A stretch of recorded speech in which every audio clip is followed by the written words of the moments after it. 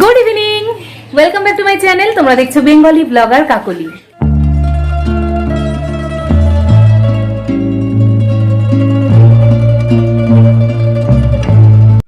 আজকে সন্ধ্যেবেলা থেকে আমার ব্লগটা স্টার্ট করলাম। কারণ হচ্ছে আজকে আমি ঠেকুয়া বানাবো, তোমাদের বলে রেখেছি আগের ব্লগে। অর্ক গেছে পড়তে আর আমরা চা খাচ্ছি। এই দেখো চা নিয়ে বসেছি, আর আমার ও পাশে আছে আশিস। তো চা খেয়ে নি, তারপরে ঠেকুয়া বানাবো। ঠেকুয়া বানানোর জন্য কি কি লাগবে এখনই বলে রাখি, তোমরা রেডি করে রাখো। ময়দা, সুজি, চিনি, ঘি, নারকোল আর ড্রাই ফ্রুটস, তোমাদের যা পছন্দ, মানে কাজু, কিশমিশ ইত্যাদি ইত্যাদি। চায়ের সঙ্গে খাচ্ছি এই দেখো নিমকি, এগুলো খুব ভালো লাগে খেতে। আর এখানে রয়েছে ক্রিম ক্র্যাকার। এই যে আশিস, এই দেখো চা খাচ্ছে। রান্নাঘরে চলে এসেছি, আর এদিকে ভাত বসিয়ে দিয়েছি। আর ঠেকুয়া বানানোর জন্য সমস্ত উপকরণ আমি রেডি করে রেখেছি। কি কি লাগবে ঠেকুয়া বানাতে তোমাদের দেখিয়ে দিচ্ছি। ঠেকুয়া বানানোর জন্য যেগুলো লাগবে সেটা হচ্ছে 1 কাপ ময়দা, 1 কাপ সুজি, 1 কাপ চিনি, হাফ বাটি নারকোল কোড়া, একটু নারকোল কুচি, আর আমি কিশমিশ নিয়েছি। তোমরা চাইলে কাজুও নিতে পারো। আর এগুলোতে ময়ান দেওয়ার জন্য আমি ঘি ব্যবহার করছি। আর যেটা লাগবে, এটা অপশনাল, দিতেও পারো না দিতে পারো, সেটা হচ্ছে মৌরি। তাহলে চলো রান্নাটা শুরু করে দিই। আই এম ভেরি এক্সাইটেড, কেন কি আজকে আমি ঠেকুয়া বানাবো। চলো। সমস্ত উপকরণ মিশিয়ে ঘি দিয়ে ময়ান দিয়ে আমি জল দিয়ে মেখে রেখে দিয়েছি। একটু শক্ত করেই মেখে রাখতে হবে। তারপর 15 মিনিট আমি রেস্টের জন্য রেখেছিলাম। এবারে ডো থেকে ছোট ছোট করে লেচি নিয়ে আমি ঠেকুয়ার আকারে গড়ে নিচ্ছি। তাহলে করেই ফেললাম আমার ঠেকুয়ার। এমন সুন্দর দেখতে লাগছে, দেখেছো? এখনই মনে হচ্ছে খেয়ে নি, এত সুন্দর দেখতে লাগছে। তেলটা গরম হলে লো ফ্লেমে একদিকটা ভেজে, মানে নাড়ানো যাবে না, প্রথমে একদিকটা ভালো করে ভেজে নিয়ে তারপরে উল্টাতে হবে। তারপরে মিডিয়াম ফ্লেমে করা যেতে পারে। লো মিডিয়াম এইভাবেই কিন্তু ঠেকুয়া ভাজতে হয়, তাহলেই পুরো ভেতরটা সুন্দরভাবে হয়। তাহলে চলো আর কথা না বাড়িয়ে শুরু করে দিই ভাজা। তেল গরম হয়ে গেছে, এবার একটা একটা করে আমি ছাড়ছি।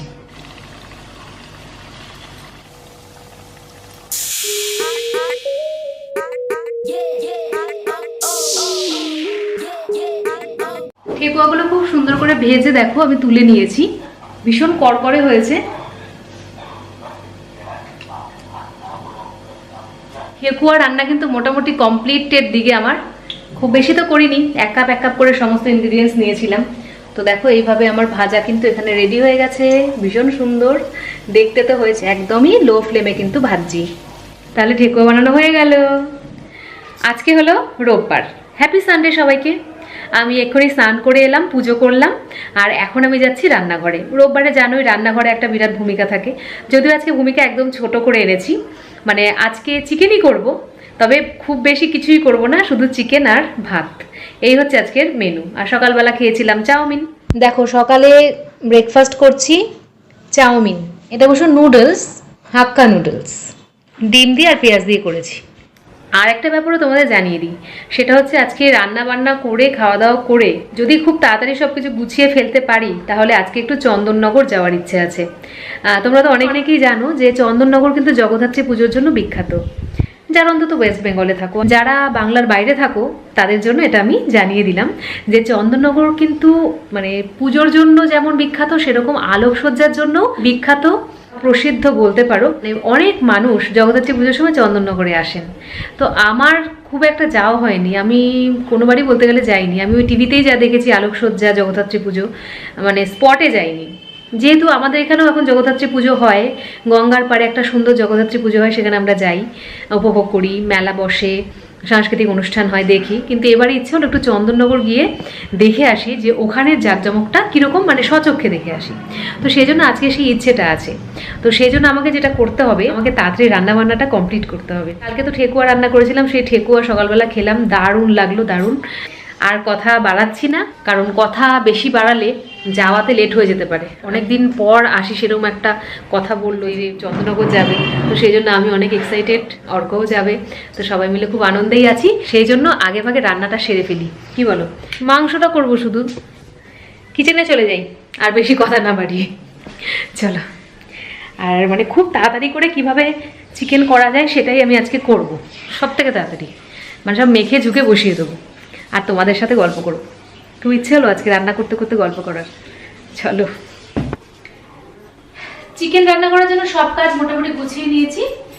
এই দেখো এখানে আমি চিকেনটা ধুয়ে রেখেছি, এই যে, আর আমি কেটে নিয়েছি। এর মধ্যে সব গুছিয়ে নিয়েছি, পেঁয়াজ, আদা, কাঁচা লঙ্কা, টমেটো, রসুনের কোয়া ছাড়িয়ে নিয়েছি, ব্যাস। আর এইগুলো কিন্তু আমি এইভাবে গোটা গোটা রাখবো না, সবগুলো একসাথে পেস্ট করব। বললাম না আজকে খুব তাড়াতাড়ি করে চিকেনটা রান্না করব, তো এটাই হচ্ছে আমার আজকের মশলা, সেটা হচ্ছে এই সবগুলো একসাথে আমি পেস্ট করে নেব। তার জন্য এই মিক্সিং বোলটা নিয়ে নিলাম, এর মধ্যে আমি সমস্ত উপকরণগুলো নিয়ে নিচ্ছি। টমেটো নিলাম, রসুন, আদা কুচি, লঙ্কা, পেঁয়াজ সব একসাথে নিয়ে আমি ভর্তি করে নিলাম। এবার এটাকে পেস্ট করে নেব, সহজে রান্না হবে। তো এই দেখো আমার পেস্ট করা হয়ে গেছে। এবারে খুব সহজ পদ্ধতিতে কিভাবে মাংসটা করি সেটাই দেখে নাও। এখানে রয়েছে আমার মাংসটা, যেটা ধুয়ে রেখেছি। এই যে চিকেনটা দেখতে পাচ্ছ, এর মধ্যে সম্পূর্ণ মশলাটা দিয়ে দিলাম। এবারে দিচ্ছি হলুদ গুঁড়ো, নুন, তেল। আর এটা কি করলাম বলো তো, এটা একটা কায়দা করেছি, সেটা হচ্ছে জিরে আর ধনে দুটোকে একসাথে মিশিয়ে আমি গুঁড়ো করে নিলাম। ধনের পরিমাণটা অনেকটা কম দিয়েছি, জিরেটাই বেশি আছে, তো এটা কিন্তু বেশ আলাদা একটা স্মেল আনবে। তো এবার এই জিরে আর ধনে মেশানো গুঁড়োটা আমি চিকেনের মধ্যে দিয়ে দেবো কিছুটা। এই যে সব দিয়ে দিয়েছি মশলাপাতি, এবারে মেখে নেব হাতের সাহায্যে।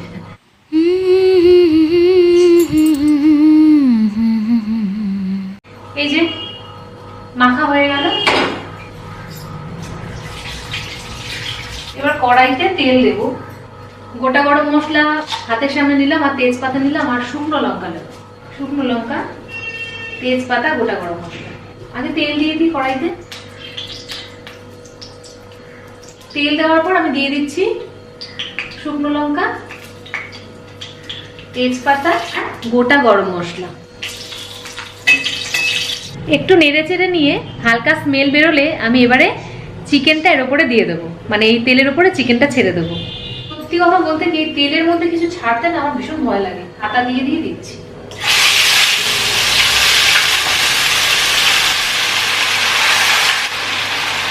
এই মশলা টসলা শুদ্ধ সমস্ত দিয়ে দিচ্ছি। এবারে ভালো করে নেড়ে চেড়ে না কষাতে হবে। আমি মাংসটা ছাড়ার সময় আঁচটা কমিয়ে দিয়েছিলাম, এবারে আমি আবার বাড়িয়ে দিলাম। এবার নিশ্চিন্ত যে আর ছিটে আসবে না।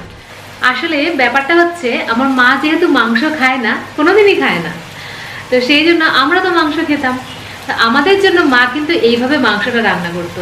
আর আমি যে হাত দিয়ে মাখলাম, মা হাত দিয়েও মাংসটা মাখে না। মা ওই খুন্তি বা হাতার সাহায্যে সমস্ত মশলা দিয়ে মাংসটাকে মেখে কড়াইতে তেল দিয়ে এভাবে বসিয়ে নেড়ে চেড়ে জাস্ট রান্না করতো, আর অসাধারণ খেতে লাগতো। আর আজকে আমি সেই টেকনিকটাই ফলো করলাম, আর সেভাবেই রান্নাটা করছি। আমার মনে হয় একদম জমে যাবে আজকে। এবারে জাস্ট এইভাবে নেড়ে চেড়ে কষাতে হবে। আর চিকেন তো কষাতে কষাতেই সেদ্ধ হয়ে যায়, তাই খুব একটা সময় লাগে না এই রান্না করাতে। দেখতে পাচ্ছ যে ঠ্যাং, এই ঠ্যাংগুলো আসি আমাদের তিনজনের জন্য তিনটে আনে, একটা দুটো তিনটে। আমরা ভালোবাসি বলে জিনিস নিয়ে আসে, মানে আমরা প্রত্যেকে এই ঠ্যাংগুলো খেতে ভালোবাসি। অনেকে আছে সলিড মাংস খেতে ভালোবাসে, আমরা একদমই ভালোবাসি না। আমরা হাড় আর এই ঠ্যাংগুলো বেশি ভালোবাসি। লেগ পিস আছে, কি ঠ্যাং ঠ্যাং বলে যাচ্ছি তখন থেকে। মুরগির ঠ্যাং এটাই বেশি ভালো লাগে বলো কিন্তু। তাহলে এটা কষিয়ে নিই, কষিয়ে তারপরে দেখাচ্ছি কেমন দেখতে হয়েছে। আমার কষানো হয়ে গেছে। এই রান্নাটা কিন্তু বলতে গেলে তেমন কিছুই করতে হলো না, সমস্ত মশলা দিয়ে মেখে জাস্ট এভাবে কষিয়ে নিলাম, রান্নাটা কিন্তু রেডি হয়ে গেল। এবার চাইলে তোমরা যতটা ঝোল খাবে সেই পরিমাণ ঝোল এর মধ্যে অ্যাড করতে পারো, অথবা চাইলে এইভাবেও খেয়ে নিতে পারো কষা কষা। তবে শেষে নামানোর সময় আমি গরম মশলা আর সামান্য একটু ছিটেফোঁটা ঘি দিয়ে নামিয়ে নেব। আমি কষা রাখবো তাই আমি সামান্য গরম মশলার গুঁড়ো দিচ্ছি একটু ছড়িয়ে, আর দিচ্ছি এই ছিটেফোঁটা নামমাত্র একটু ঘি, ব্যাস রেডি হয়ে গেছে আমার চিকেন কষা। তো এইবারে আমরা লাঞ্চ করে নেবো, লাঞ্চ করে নিয়ে একটু সাজুগুজু করে চুড়িদার পরেই যাব, বেরিয়ে যাব চন্দননগরের পথে। তাহলে আগে লাঞ্চটা করে নিই। দুপুর 3:30, এখন আমি রেডি হচ্ছি, মানে আমরা সবাই রেডি হচ্ছি, এরপরে বেরোবো। আমরা রেডি হয়ে গেছি। এই দেখো এই কুর্তিটাই পরে নিয়েছি, এটা দুর্গাপুজোর সময় তোমরা দেখেছো পরতে, তবে এবারে দেখো হাতা লাগিয়ে নিয়েছি, হাতা লাগানো ছিল না দুর্গাপুজোর সময়। এখন আমরা বেরিয়ে যাচ্ছি চন্দননগরে জগদ্ধাত্রী পুজো দেখতে। চলো, সবাই রেডি হয়ে গেছি। আশিসও রেডি হয়ে আমরা বেরিয়ে পড়েছি, আর অর্ক ওইদিকে রাস্তা দিয়ে ঘুরে আসছে। চলো, অর্ককে অবশ্যই দেখাবো। এখন তো ঘুরতেই বেরিয়েছি।